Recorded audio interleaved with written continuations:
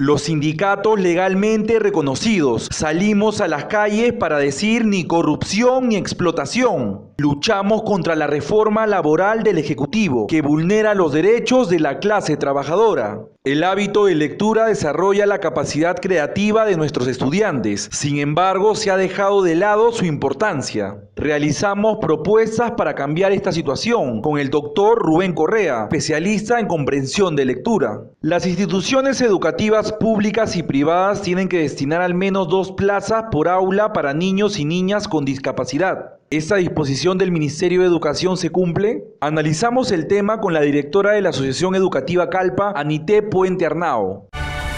Han pasado más de 3 años desde que el Tribunal Constitucional sentenció que se regule la negociación colectiva en el Estado. Sin embargo, hasta el momento, el gobierno no ha promulgado la Ley de Negociación Colectiva Estatal, que fue aprobada en octubre del 2018 por el Congreso de la República. Esto ha dejado un vacío constitucional que afecta a más de 1.800.000 trabajadores públicos, quienes tenemos el derecho de negociar mejoras salariales a través de nuestros gremios formales. ¿Acaso tenemos que optar por el arbitraje laboral para exigir aumento de sueldos y pasar años en una lucha interminable gastando gran cantidad de dinero? Si son nuestros derechos, basta de abusos. Este punto fue mencionado por el defensor del pueblo Walter Gutiérrez en un conocido programa político el último fin de semana. Además, con la promulgación del Decreto Supremo 345-2018, el gobierno vulnera los derechos de la clase trabajadora. Y es que la ley denominada Política Nacional de Competitividad y Productividad plantea la reducción de las vacaciones a 22 días, permite despidos arbitrarios sin liquidación, anula la reposición laboral e implementa un nuevo régimen juvenil, similar a la recordada Ley Pulpín.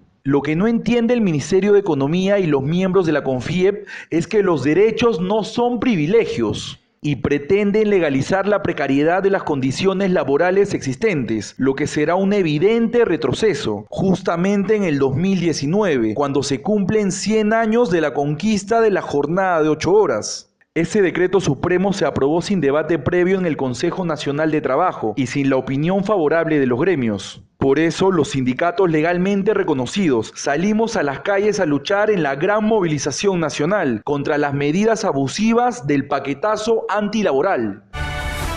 Los peruanos leemos en promedio un libro al año, según la Dirección del Libro y la Lectura del Ministerio de Cultura. Se ha dejado de lado la importancia de promover el hábito de lectura en niños y niñas. Analizamos esta problemática con el gerente general de SoftOne Corporation, el doctor Rubén Correa, especialista en comprensión de lectura. A los niños se les tiene que dar aquello que los emociona, o sea, aquellos temas que sí sean sea un mundo interesante para ellos. Lamentablemente en el Perú no se enseña, no hay una maestría para especializarse en comprensión de lectura, siendo un tema tan importante y transversal a todas las materias, y un tema importante para la vida, ¿no?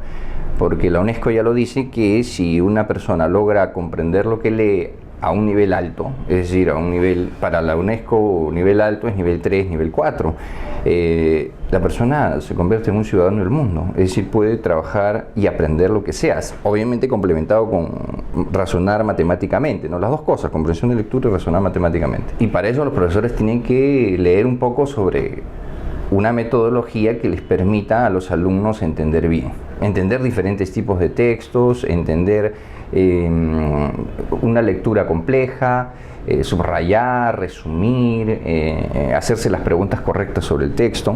Destaca que es importante fomentar espacios de lectura, tanto en los colegios como en nuestros hogares. Lo que tiene que hacer un padre es incentivar la lectura. Si los padres incentivan de esa manera, ellos son lectores, leyendo algo que les interese, y a su vez compartiendo un momento de lectura con sus hijos, yo creo que ya hacen bastante.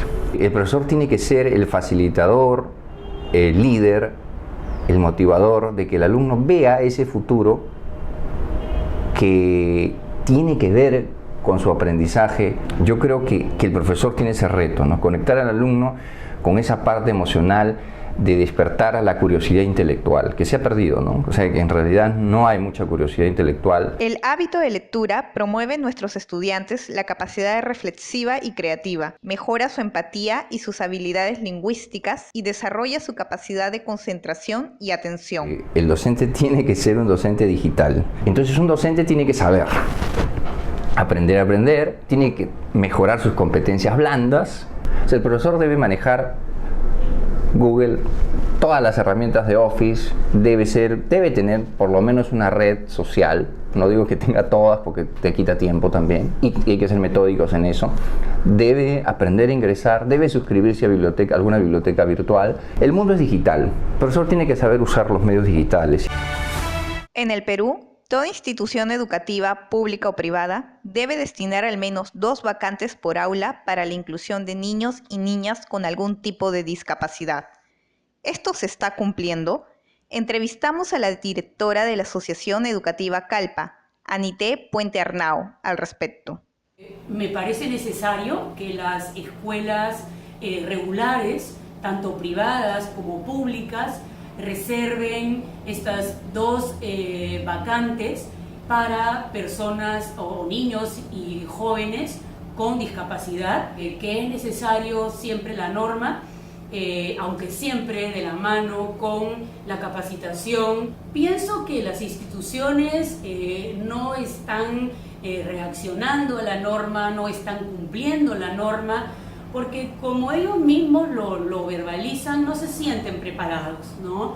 No se sienten preparados, no tienen los recursos económicos que son necesarios. Si hablamos de personas con discapacidad motora, tiene que haber accesibilidad, tienen que en muchos casos hacerse cambios en la infraestructura. Si hablamos de personas con discapacidad sensorial, tienen que haber recursos materiales diferenciados.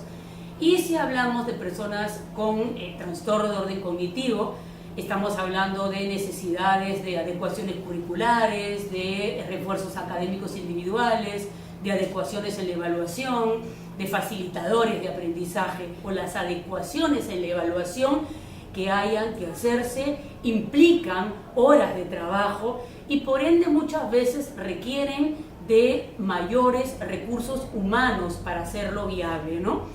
Y nótese que cuando hablo de la necesidad o de la intervención, cuando hablamos de inclusión educativa para personas con trastorno de orden cognitivo, he puntualizado situaciones en el orden del aprendizaje, pero no dejemos de descuidar, no dejemos de ver cuando hay necesidades de abordaje por dificultades de orden conductual que muchas veces derivan de situaciones emocionales o dificultades de orden sensorial.